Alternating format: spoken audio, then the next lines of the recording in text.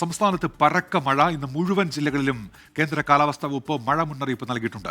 എറണാകുളം, ഇടുക്കി, തൃശൂർ, കണ്ണൂർ, കാസർഗോഡ് ജില്ലകളിൽ ഓറഞ്ച് അലേർട്ടാണ്. കക്കി ആനത്തോട് അണക്കെട്ടിന്റെ ഷട്ടറുകൾ തുറന്നതോടെ പമ്പാ നദിയിൽ ജലനിരപ്പ് ഉയർന്നു. വയനാട് ബാണാസുര സാഗർ അണക്കെട്ടിന്റെ സ്പിൽവേ ഷട്ടറുകൾ നാളെ തുറക്കും. മൂന്നാർ ഗ്യാപ് റോഡിൽ രാത്രിയാത്രാ നിരോധനം ഏർപ്പെടുത്തിയിട്ടുണ്ട്. മഴ വാർത്തകളിലേക്കാണ് നമ്മൾ ആദ്യം കിടക്കുന്നത്. മനീഷ് മഹിബാൽ വിവരങ്ങളുമായി ഇപ്പോൾ ചേരുന്നുണ്ട്. മനീഷ്, പരക്ക മഴയുണ്ട് സംസ്ഥാനത്ത്, മഴക്കെടുതികളുണ്ട്, നാളത്തെ കാലാവസ്ഥാ മുന്നറിയിപ്പുകൾ ഉൾപ്പെടെ.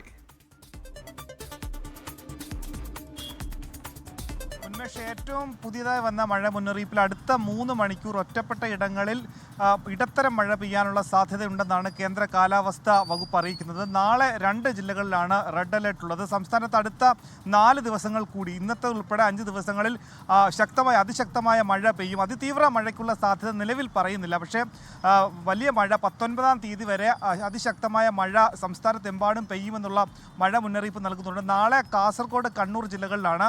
തിങ്കളാഴ്ചയും കണ്ണൂർ, കാസർഗോഡ് ജില്ലകളിൽ ഓറഞ്ച് അലേർട്ട് പ്രഖ്യാപിച്ചിട്ടുണ്ട്. ഒപ്പം തന്നെ ചൊവ്വാഴ്ച കാസർഗോഡ് ജില്ലയിൽ മാത്രമാണ് നിലവിൽ. പക്ഷേ മഴ മുന്നറിയിപ്പുകളാണ്, അത് മാറാം. നിലവിൽ ന്യൂനമർദ്ദം രൂപപ്പെട്ടിട്ടുള്ളത് ഛത്തീസ്ഗഡിന് മുകളിൽ രൂപപ്പെട്ട ന്യൂനമർദ്ദം, അത് സാവധാനം അത് വടക്ക് പടിഞ്ഞാറ് ഗുജറാത്തിൻ്റെ മുകളിലേക്ക് എത്തിയിട്ടുണ്ട്. അത് ചക്രവാത ചുഴിയായി രൂപപ്പെട്ട് കഴിഞ്ഞാൽ അത് മഴയെ സ്വാധീനിക്കാനുള്ള സാധ്യത കൂടിയുണ്ട്. ഒപ്പം തന്നെ മധ്യ വടക്ക് ബംഗാൾ ഉൾക്കടലിന് മുകളിൽ കൂടി ഈ വരുന്ന ഓഗസ്റ്റ് 18-ാം തീയതി ഒരു ന്യൂനമർദ്ദം രൂപപ്പെടുകയും അതും മഴയെ സ്വാധീനിക്കാനുള്ള സാധ്യത കൂടി തള്ളിക്കളയാനാവില്ല. അങ്ങനെ ഈ മാസം ഒടുക്കത്തോടു കൂടി അതിശക്തമായ അല്ലെങ്കിൽ അതിതീവ്രമായ മഴയ്ക്ക് സാധ്യതയുണ്ട്.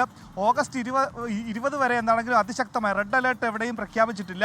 ഇന്ന് പരക്കെ സംസ്ഥാനത്ത് ഇന്ന് 9 ജില്ലകളിലായിരുന്നു യെല്ലോ അലേർട്ട് ഉണ്ടായിരുന്നത്. പക്ഷേ സംസ്ഥാനത്ത് വ്യത്യാസമില്ലാതെ എല്ലാ ജില്ലകളിലും ശക്തമായ മഴ ഉണ്ടായി എന്നുള്ളതാണ് ഏറ്റവും പ്രധാനപ്പെട്ട കാര്യം. ഇതിൽ ഇടുക്കി ജില്ലയിലാണ് ജില്ലാ കളക്ടറേറ്റ് പ്രധാനപ്പെട്ട അറിയിപ്പുകൾ, അതായത് മൂന്നാർ ഗ്യാപ് റോഡിൽ താരതമ്യേന ഇപ്പോൾ ടൂറിസ്റ്റുകൾ കൂടിയ സമയമാണ്. അതുകൊണ്ട് തന്നെ ഗ്യാപ് റോഡിൽ 2 തരം നിരോധനമാണ്. ഒന്ന് രാത്രികാല നിരോധനം, ഒപ്പം തന്നെ രാത്രികാലത്ത് അവിടെ പാർക്കിങ്ങിന് കൂടി നിരോധനം ഏർപ്പെടുത്തിയിട്ടുണ്ട്.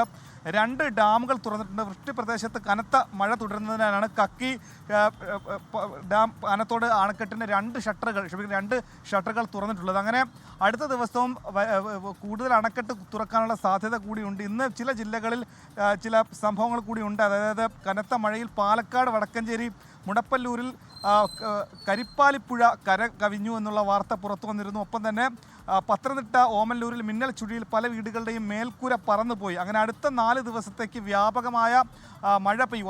ഏറ്റവും കൂടുതൽ പ്രവചിക്കുന്നത് ഒറ്റപ്പെട്ട സ്ഥലങ്ങളിൽ അതിശക്തമായ മഴ പെയ്യുമെന്നുള്ള മുന്നറിയിപ്പാണ്. ഒപ്പം തന്നെ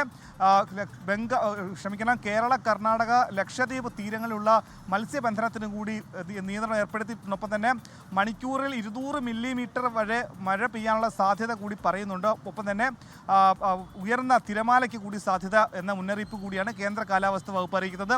നാളെയോടുകൂടി തന്നെ പുതുക്കിയ മഴ മുന്നറിയിപ്പ് വരുന്നതോടുകൂടി തന്നെ ഏതൊക്കെ ജില്ലകൾ ഇനി പുതിയതായി റെഡ് അലർട്ട് അടക്കമുള്ള കാര്യങ്ങളുണ്ടോ എന്ന് അറിയാൻ സാധിക്കുകയുള്ളൂ. ഉന്മേഷ്, ശരി, അടുത്ത 4 മണിക്കൂർ ശക്തമായ മഴയ്ക്ക് സാധ്യത എന്നുള്ള കാലാവസ്ഥാ മുന്നറിയിപ്പ് ഏറ്റവും പുതുതായി വരുന്നുണ്ട്.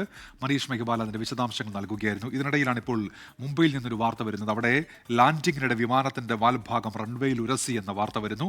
ബാങ്കോക്കിൽ നിന്ന് വന്ന ഇൻഡിഗോ വിമാനമാണിത്. മോശം കാലാവസ്ഥയെ തുടർന്ന് അവസാന നിമിഷം ലാൻഡിംഗ് ഉപേക്ഷിക്കുകയായിരുന്നു.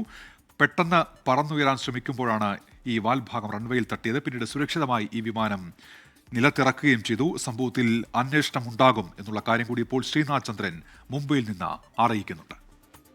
ലോകത്തെവിടെയായാലും ഏത് സമയത്തും 24 വാർത്തകളും ഓഗ്മെന്റഡ് റിയാലിറ്റി പാക്കേജുകളും എക്സ്പ്ലെയിനറുകളും വിശദമായി കാണാൻ ഞങ്ങളുടെ യൂട്യൂബ് ചാനൽ നിങ്ങൾക്ക് സബ്സ്ക്രൈബ് ചെയ്യാം.